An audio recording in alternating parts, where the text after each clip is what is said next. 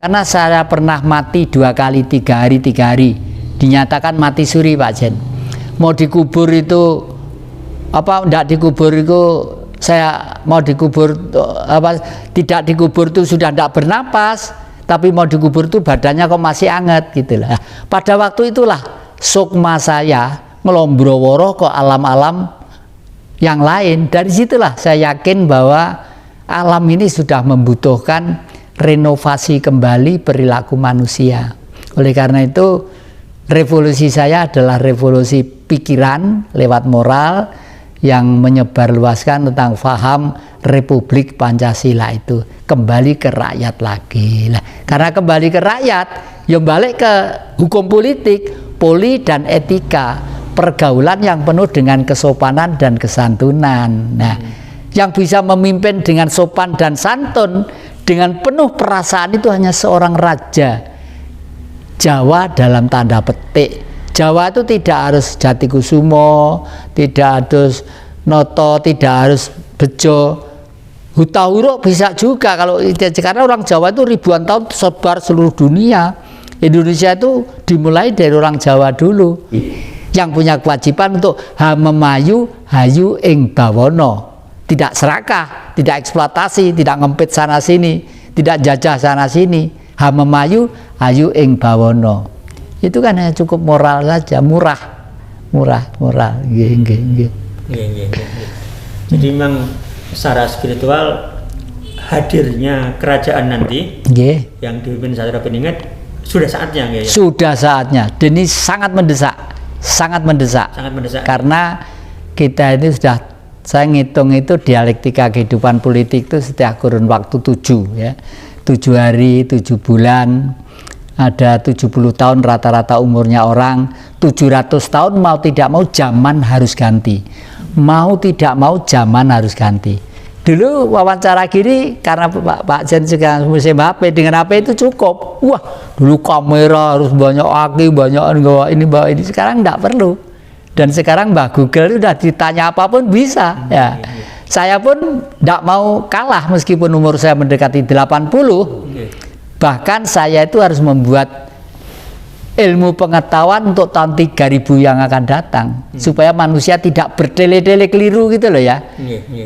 Kitab suci saya hanya 1 lembar, dan ilmu politik 1 kontainer, dan ilmu kitab suci 1 kontainer hanya saya ringkes dari 1 lembar.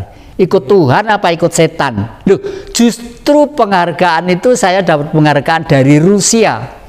Justru Rusia menghargai, sampai duta besar Rusia datang sendiri ke rumah ini ya. Setelah saya beli lembaran ini, saya ngomong, saya selalu merendahkan diri lah. Maaf Bu, Putri itu duta besarnya.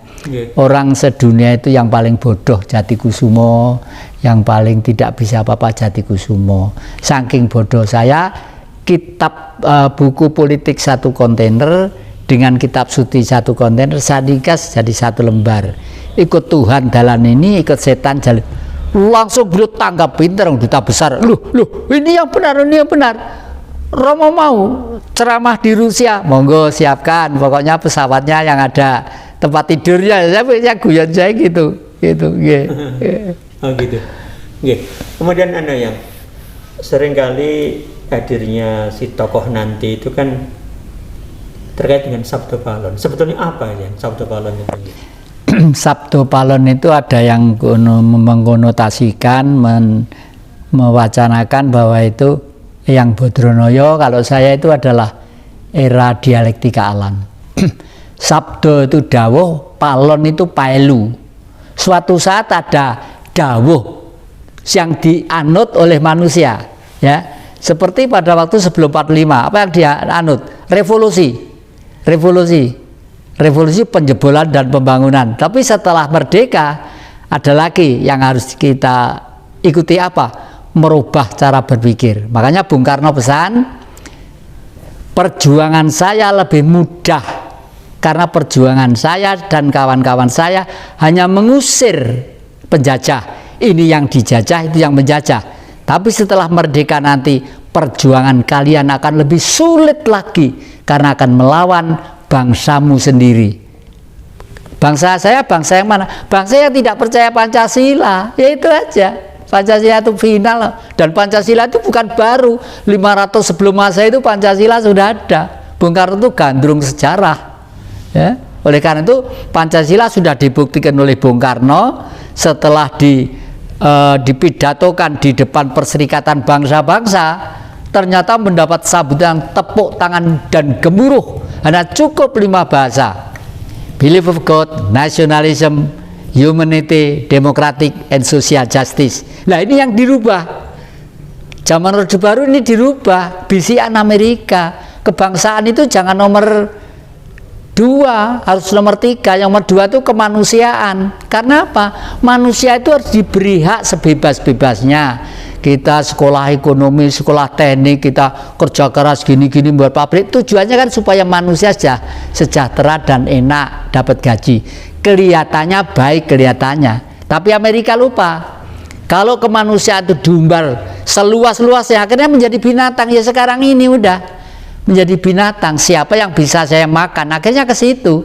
Karena negara liberal itu kebebasan itu hanya modal, kapital yang bisa menentukan ini. Yang punya kapital yang kuasa, yang tidak punya lah mau nyedito sampai ping 28 sedina ya tetap aja gelombang duit dimiliki mereka, dan mereka itu saking bingungnya sekarang tuh banyak duit yang disimpan di luar negeri.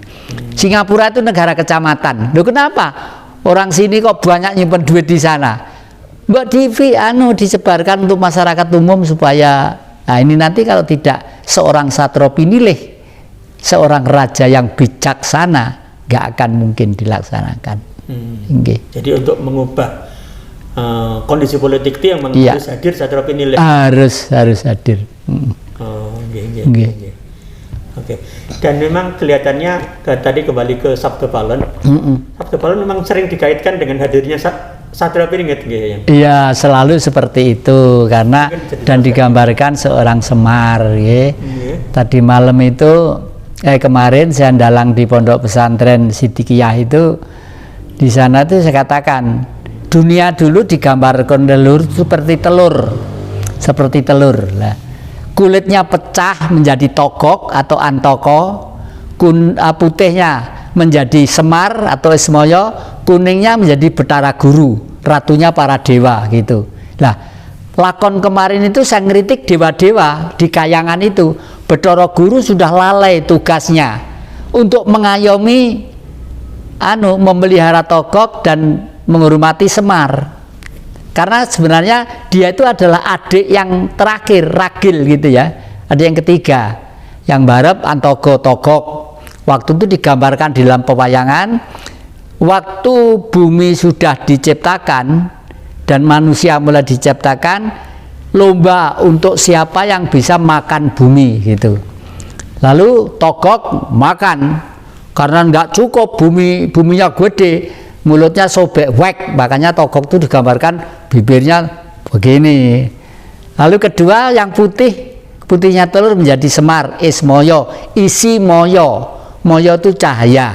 Manusia itu sebenarnya bentuk dari Tuhan itu sendiri. Nah, itu digambarkan Semar itu bokongnya gede, wetenge gede, tapi matanya itu rembes. Karena apa? Karena bumi itu selamanya untuk manusia, selamanya untuk manusia. Nah, jadi kalau manusia itu tidak memelihara bumi dengan baik, dengan kondusif, yang seimbang ekosistemnya, ya akan hancur sendiri. Tapi Manik Moyo, Betara Guru, ratunya para dewa itu, karena oleh kakak-kakaknya diberi kekuasaan di atas, lupa menikmati. Sampai kemarin dalam wayang itu saya sindir, loh ini kok ada dewa-dewa yang palsu juga. Oh iya, itu dewa-dewa yang pengen menjadi dewa dulu masuknya ke atas itu, ke kayangan itu dengan suap itu, makanya doanya tidak mandi ya, saya sindir seperti itu ya. Itu simbol politisi yang naik. Nah ya, akhirnya karena Bathara Kala dipimpin Durga itu sebenarnya adalah raksasa wanita yang memimpin Bathara Kala. Artinya Bathara Kala itu adalah memimpin zaman dan pegebluk itu. Gaib-gaib itu juga ciptaan Tuhan, dipimpin oleh Durga itu, nyerang ke kayangan-kayangan, kurat karet, tuakut, Akhirnya diingatkan sama Yang Jagat Girinoto, Sang Hyang Tunggal, oleh Sang Maha Kuasa diingatkan, ini adalah kelalaianmu sebagai kodrat yang nyimpang dari kodratmu hidup. Itu aduh, satu-satunya jalan kamu harus minta maaf ke Bodronoyo, manusia di bumi itu, Semar namanya. Nah, akhirnya Semar mengeruat Durga yang bentuknya raksasa itu, bumi diruat untuk menjadi cantik kembali menjadi Dewi Parwati ya. Dewi Parwati itu cantik. Dewi Parwati itu istrinya Dewa Siwa. Dewa Siwa itu angkasa, Parwati itu bumi. Pada waktu bumi jelek disebut Durga. Pada waktu bumi masih seimbang ekosistemnya, kemanusiaannya, pohonnya segala macam diatur yang selaras serasi, itu disebut Parwati, sudah cantik begitu.